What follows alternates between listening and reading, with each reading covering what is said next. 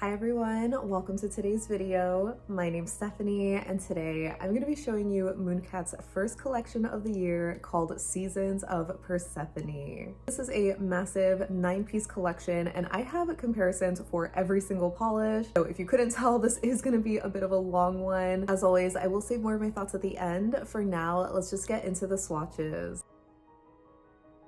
The first polish we have is Queen of the Dead, and this is Mooncat's first thermal polish. It's a super deep eggplanty burgundy color in the cold state as seen here, and it transitions to a really beautiful, almost berry-leaning red color in the warm state. So this one has a really nice formula. It is pretty opaque, but not super even coverage on the first coat, but I only needed 2 to get this one fully opaque for me. You can see it just builds up to this beautiful, luscious color, and here it is after a couple of minutes, transitioned to the warm state, but it's still cool on my tips. It is just so stunning.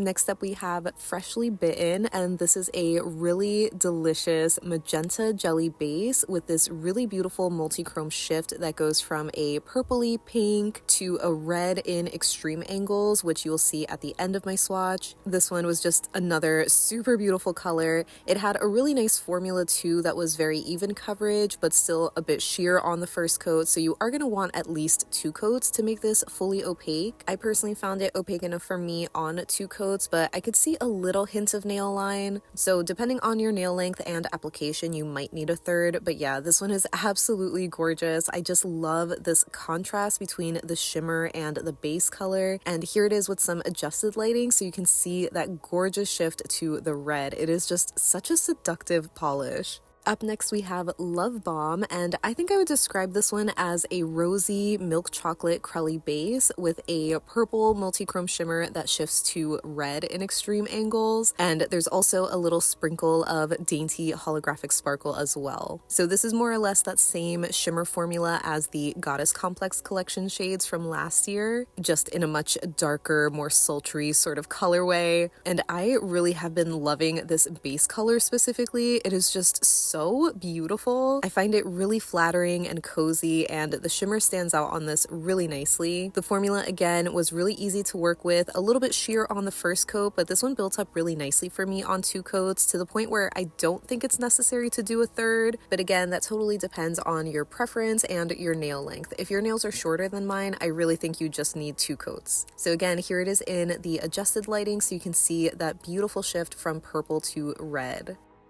Next we have To All Who Ghosted Me, and this one is described as a dusty lilac with a vibrant blue shimmer, but this one doesn't have any hollow sparkle. While there is like a touch of purple to this, I do feel like this leans more on the gray side, so it definitely is very dusty, but I still absolutely love that about this polish. I feel like it's just one of those super beautiful but still moody kind of shades. The formula on this one was also amazing, where it was very even coverage and self-leveling on the first coat, so I feel like it could pass if you are into a very sheer and almost ghostly kind of vibe, but it does build up really nicely, and I found it opaque enough for me on 2 coats. The lightest shade in the collection is called Petals for a Narcissist, and I would describe this as a super ghostly gray crelly base that has the same purple to red shifting multi-chrome shimmer as seen in Lovebomb, and this one, like the last polish, also does not have any hollow sparkle. It is just a shimmer against a crelly base. So obviously, because this is such a light color, it is going to be really sheer on the first coat, but I found that it self-levels really nicely and applies very evenly, so I think you could get away with 1 coat if you want a super sheer ghostly kind of mani. It does start to build up nicely in 2 coats, but there still is a considerable amount of nail line, obviously because this is such a light shade. I think this is the only one from the collection that I think really needs a 3rd coat, but even still, there is a decent amount of nail line that you can still see. So if that bothers you, I would recommend using a milky base coat or a blurring base coat just to cover that up a little bit more. But anyway, here it is in the adjusted lighting so you can see that shift to red. I feel like it's a little more subtle, but still really pretty. Up next we have Devil's Ivy, and this one I would call a Celadon jelly green, or maybe like a very dusty teal. And obviously this one is a magnetic, so it has a silver magnetic pigment, but there also is this delicate silver sparkle outside of that as well. The formula on this one, as you can see, is very sheer. I feel like this is one of Mooncat's sheerest magnetics. Usually they are very pigmented, but this one does build up really nicely on 2 coats. You still just see a decent amount of nail line, so if you're going to be doing a cat eye effect, then maybe you will need 3 coats for this one to make it a bit more full coverage. At least that's what I ended up doing. I think maybe 2 coats is passable for most people, especially if you have shorter nails. It could just totally be a preference thing, because even though I don't mind seeing some visible nail line, when it comes to magnetics, I just don't like when they're in that more sheer jelly formula, so I prefer this one on 3 coats with a cat eye. As you might know, I'm definitely a fan of velvet nails, so I'm showing you a little tutorial on how I achieve that. I basically apply the polish while holding the magnet parallel to my nail, and as soon as I finish painting, I will just pull the magnet away, and that usually is enough to kind of shift the pigment around, but you can also just move the magnet to the other side of your nail to kind of activate it on both sides. And here's a little side-by-side of the velvet effect next to 2 coats of no effect. So the velvet is a little subtle, but still really pretty. I actually really loved the color of this polish. Moving right along, the next polish we have is Fields of Elysium, and I would describe this as a really dusty sage green crelly base with the same purple to red shifting multi-chrome shimmer, and this one does have a hollow sparkle, so it's very similar to Lovebomb. This one, like the other shimmers, has a really great formula where it's just so easy to work with and apply. It's very even coverage too, so if you wanted, you could wear this in 1 coat for a little wash of color, but I ended up just building this up in 2 coats. This one could use a 3rd, I think, because it is a little bit on the lighter side, but I just found it opaque enough for me, so I didn't do that. So here it is with the adjusted lighting, so you can see that shift from purple to red. The other green is called Garden of Evil, and this one is a slightly darker, more olivey toned green that has the same purple to red shifting multi-chrome shimmer, and this one also has a holographic sparkle as well. The formula on this one was really nice, again, super easy to work with and apply. It just was a bit more sheer than I was expecting since this is the darker green, but I do think it does build up really nicely on 2 coats where, again, it's going to be very passable for most people, especially with shorter nails. But yeah, I can't say that I love this one. These kind of greens just aren't really for me. I feel like it just gives me swampy chic vibes, so if that's your thing, you are gonna love this polish. And rounding out the collection, we have The Trouble with Immortality, and I would describe this as a coppery, almost rose gold shimmer. It's not quite a metallic, I would say, because it doesn't really have that sort of brushstrokey effect that some metallic polishes might have, but it is still very shiny and reflective, so I really do love the shimmer type of particle in this polish. It is just so pretty. This one had another really flawless formula again, but it was just a bit sheer on the first coat, so I needed to do 2, and I still could see some nail line, and again, even though I normally don't mind seeing visible nail line with other types of shades, I feel like when it comes to any sort of like metallic looking polish, I would just prefer it to be more opaque because I really love using colors like this in nail art, but with how sheer this one is, I'm not sure how it's gonna work out, but I'll have to try it because it is a beautiful shade. And here we have the first half of the collection as a Skittle on my left hand. You can see that beautiful thermal on my pinky there, and I'm wearing 2 coats of each, by the way, so you can see just how sheer these polishes might look. The most obvious, I would say, is Petals for Narcissist because it just has such a super light base, but the other shades I think are really passable where you can barely make out my nail line, even in direct sunlight. So in the shade, they definitely look a lot better. As far as covering up my nail line goes, it might be kind of hard to see the shimmer in some of them, but it did stand out really nicely in Petals for a Narcissist on my thumb. But yeah, these are absolutely gorgeous. And then here are the other shades on my right hand. Again, I'm wearing 2 coats of each, so on much shorter nails, they definitely look pretty opaque. Even Devil's Ivy with the cat eye effect on my thumb. I do have it on my pointer, but with no effect whatsoever. So hopefully you can better see the differences of the 2 greens in the collection because again, they do have the same exact shimmer and hollow sparkle. It's just the specific shade of green in their bases that's different. It might be kind of harder to tell apart in the shade. Maybe doing a third coat would have deepened the colors a little bit more, so it'd be easier to tell them apart. But I kind of wish that the shimmer in at least one of the greens was just a little bit different instead of being the exact same. And here is the collection lineup. I absolutely love the range of shades and finishes. It just perfectly captures Persephone and how she's the queen of the underworld and the goddess of spring. It is just such a beautiful tribute. I love this collection.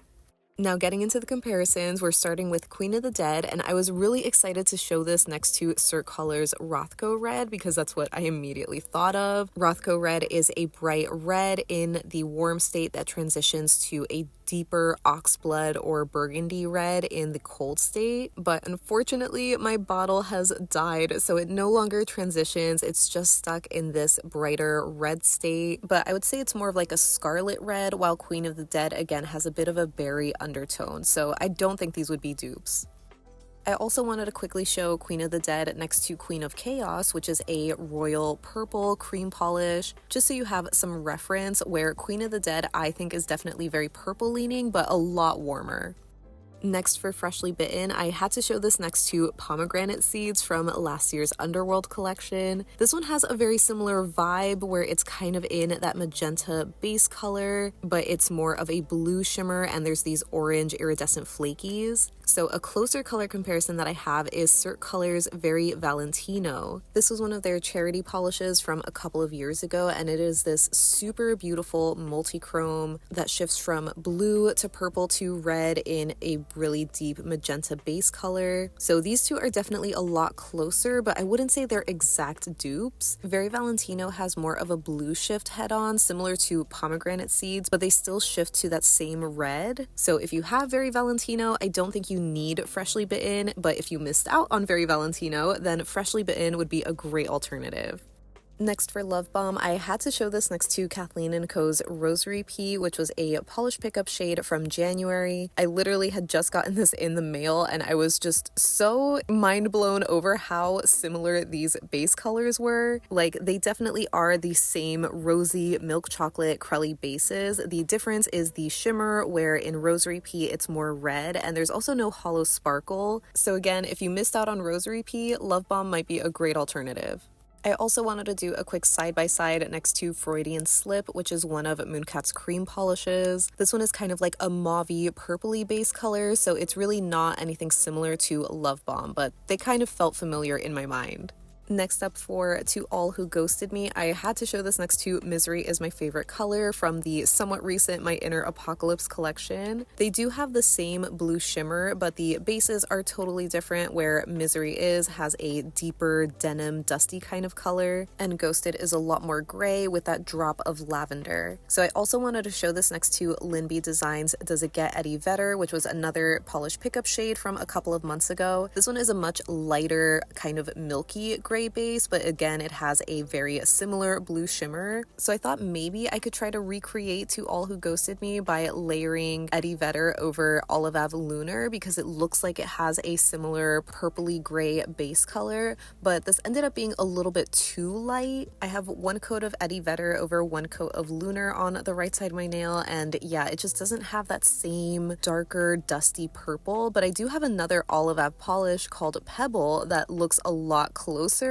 but I would say it's just a smidge too dark. So yeah, To All Who Ghosted Me is kind of a in-between shade of these, but if you do have Olive Pebble and a bright cobalt blue shimmer topper, you more or less could recreate this one. And while I don't have Polish for Days 2024 in my collection, I feel like I still had to show a photo because these look even closer than my recreation attempts. So if you happen to have this shade, I don't think you would need To All Who Ghosted Me. Next, for Petals for a Narcissist, I had to see this next to Artemis Deathkiss from last year's Goddess Complex collection. These two definitely have a very similar vibe where they could be like cousins or maybe even sisters. And I also wanted to show this one next to Head in the Clouds, which was from the Surrealism collection a couple of years ago. This one has a bit of a lighter whitened base color with a blue shimmer, so these are a little bit more different. So yeah, on the nail, you can definitely tell that Artemis Artemis Deathkiss and Petals for Narcissist are just a little bit closer to each other. Maybe the base color in Artemis Deathkiss is a little bit darker or just more gray, and it also has a blue shimmer and a holographic sparkle, so again, not exact dupes, but similar vibes. Then for Devil's Ivy, I wanted to show this next to ILNP's Aspen from their Winter Resort collection a few years ago. This one is not a magnetic, it's just a jelly holographic flaky formula, but I was immediately reminded of the shade when I first saw Devil's Ivy. But Aspen is a little bit deeper and dustier, and again, it just has those hollow flakies, while Devil's Ivy is just a silver shimmer, so definitely not dupes, but again, kind of similar vibes. Next for Fields of Elysium, I had to see this next to Cirque Colors Succulent Garden because I was just immediately reminded of the shade. It's another super light and dusty, earthy sage green crelly, but Succulent Garden has more of that red shimmer head on, while Fields of Elysium is purple head on, but it shifts to red in more extreme lighting. They both also have a dainty hollow sparkle, but yeah, there still is a difference as far as their base colors go, where Cirque's is just a little bit lighter. Next for Garden of Evil, I don't have anything quite like it in my collection, so I wanted to do a quick little comparison next to The Stranger, which is another one of Mooncat's cream polishes. They definitely have a very similar olive color, but because The Stranger is a cream, it's a lot more opaque and therefore a bit darker on the nail than Garden of Evil. And I don't have a purple shimmer topper, so I just use Holo Taco Scorched Earth since Garden of Evil shifts to a red shimmer, but yeah, these are not dupes. And lastly, for The Trouble with Immortality, I had to see this next to Live Love Polish's Ring It In, which I cannot believe I forgot to include in my favorite rose golds video. They have a pretty similar color, but a bit of a different finish. I also wanted to show this next to Cirque Colors Halcyon, which is another iconic coppery rose gold metallic sort of shade. Mine unfortunately has kind of changed color, where I think it's a bit darker now, so if you happen to have a newer bottle, these might look a bit more similar. But yeah, here they are in one coat, just so you can see the difference in their actual like shimmer particles a little bit better. I would say Halcyon is closer in terms of finish because Ring It In has a bit more of a shredded flaky kind of particle, and here they are built up in two coats, so you can see the difference in their colors a bit more. I think Ring It In has a little bit more of a gold leaning color, and Immortality is a bit more of a true copper, and in certain lightings I would say that Halcyon could be a dupe, but it's a little darker. So that wraps up my swatches and comparisons for Mooncat's Seasons of Persephone collection. As always, I would love to know what your thoughts are on this massive release because I absolutely love these. I think this is such a perfectly curated collection. I love the polishes in here, the different finishes. The new thermal is really exciting, and I'm really curious to know what your thoughts are on that because I feel like thermals can be pretty divisive because of their shorter shelf life. So a lot of people aren't fans of them, and that definitely makes sense, but I think this is such a beautiful one. Overall, I just feel like this collection is very Mooncat. I don't know if that really makes sense, but I feel like you can just feel the passion that Michelle and the rest of the Mooncat team put behind these polishes, and it honestly might be my favorite collection that they've put out. It is just so stunning. So I'd love to know if you're going to be picking up this whole collection or just some of the shades, or if you're going to be skipping it out altogether, because as you saw in my comparison portion, I pretty much had a close enough alternative for almost all of the polishes. I know a lot of you guys are wanting to shop a little smarter this year and not like buy every single collection, but if you don't have anything like these shades in your collection, I can't recommend them enough. I think they're just so stunning. Make sure to leave me any and all thoughts that you have down below so we can chat about it. But thank you for hanging out with me in this massive video, and I will see you in the next one. Bye!